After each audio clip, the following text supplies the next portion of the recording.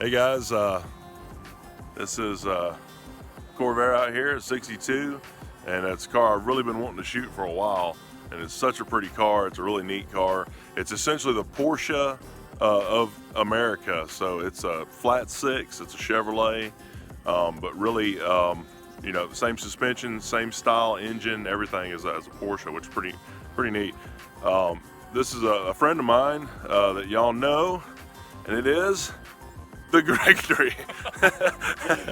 Yep. I've actually owned this car for about a year now. I mildly considered getting rid of it. I have had a few trade offers for it, so kind of looking at getting rid of it. Honestly, don't really care if I do at this point. Me and my wife have driven the absolute snot out of this thing. We've done some modifications to it. Pretty much all I've done, you know, just general upkeep. Changed all the fluids, filters, put all new exhaust gaskets on the car. I did lower it. I cut the springs because there's not a whole lot of aftermarket options as far as suspension for these.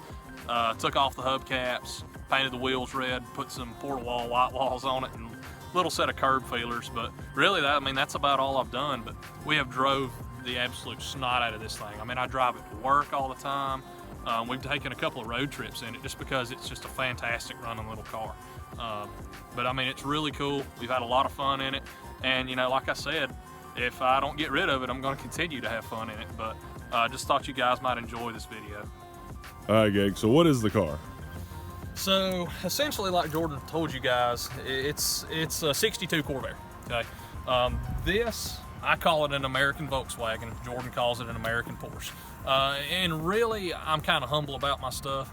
But it really, if you think about it, it kind of is an American Porsche. The reason why is because it is air-cooled, engine in the rear. It's got a 4-speed in it, got the same suspension setup as a Porsche, but something else. Well, it's got coils on it. It doesn't have torsion. But anyways, it kind of is a Porsche. This car was made. Production years were 60 to 1969. Essentially, GM made this as their pony car. This was the car that they used to compete against the Falcons and the Mustangs until the Camaro took over in 1967. Really kind of a neat history behind them. They were raced a whole lot. Yenko, you know, Don Yenko that did a lot of the Camaros, he modified one of these, and he had the Stinger, which was stage 1, 2, and 3. The Stingers, you could get those all the way up to 240 horsepower, which doesn't sound like a lot, but that is a huge milestone out of a flat six engine in a light little car. It's basically a factory race car. Anyways, something else really cool about these, this is the Monza 900 model. So this is the 2-door coupe. It has a 4-speed. The earlier years like this one is 92 horsepower. Dual carburetors, like I said, 4-speed. It's actually a Saginaw 4-speed. They turned around backwards and made it to the engine. Oh, wow. That's cool. Yeah, it's pretty neat. If you want to come back here and look at it, can't really get any shots under it because it is a little low. But you got your dual carb set up here. They're Rochesters, and your crankshaft is down there. And here's your generator, and this is just an idler pulley. And it's hilarious how the belt comes up, makes a 90-degree turn, and turns the centrifugal fan right there. And they do not throw belts. I don't know how they don't throw belts, but they don't. Of course, it's not perfect under the hood, and to be honest, I kind of like it that way. It's original. It's original. It's a Survivor, you know. The car's showing 79,000 miles on the clock, and I'm about 99% positive that is the mileage. Oh, yeah.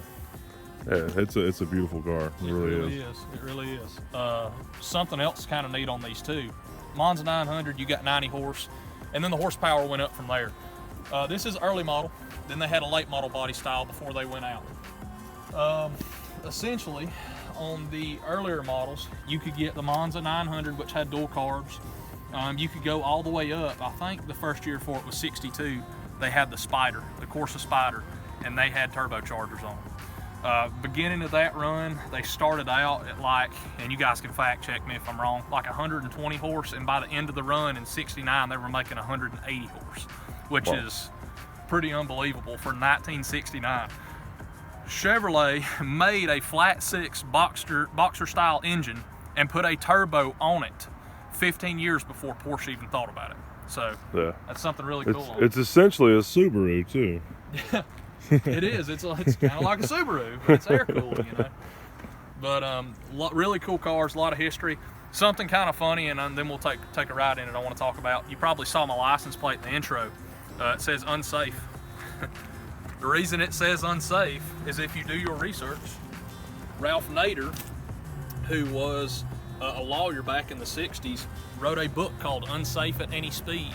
And he talked about how dangerous the Corvair was, said that the car would roll over if you tried to drive it like a sports car under high throttle and turns. It was super dangerous, and it killed the car. Nobody bought them after that.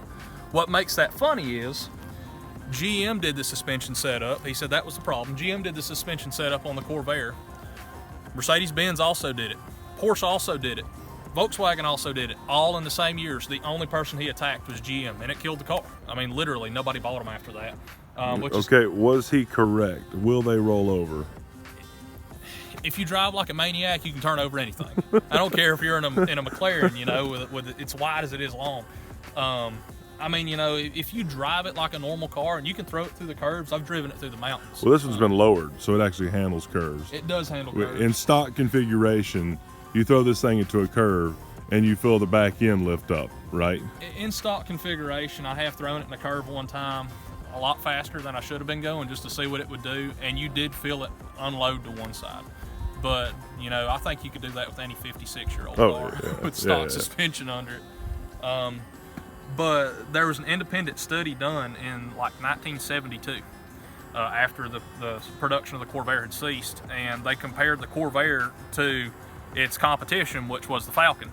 And they deemed that the Corvair stopped, steered, and handled better than the Falcon, and it was no more dangerous than the Falcon. But unfortunately, a lot of people bought into the lie that Nader made about the car that said that it was unsafe, and it's really not that unsafe. Well, let's go take it for a spin. So it fires up and runs good. E-brake down and take her for a spin.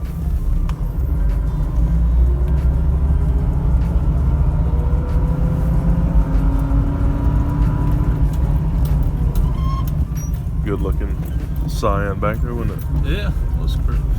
I'll always like to pick at people. My 17-year-old sister drives one of those. But they are cool little cars. So something kind of neat. It's only AM radio. Of course, everything was AM back then. But I'm Lillian Wu, the president. It works.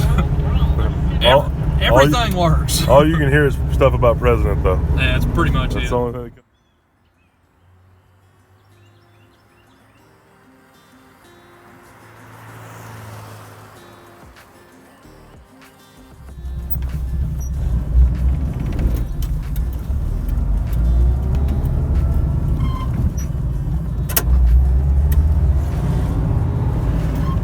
This thing cruises great. It does. It floats down the road. Something I always like to tell people, because people don't know what it is. I got asked last night, what is that? It's a Chevrolet. It's like a mini Impala. I even got told one morning I was stopping and getting a biscuit for me and my wife going through a drive-thru. The woman goes, I just love your Impala. I just said thanks and drove off. Especially because the look right here, this was the same as like a 59, right? So overall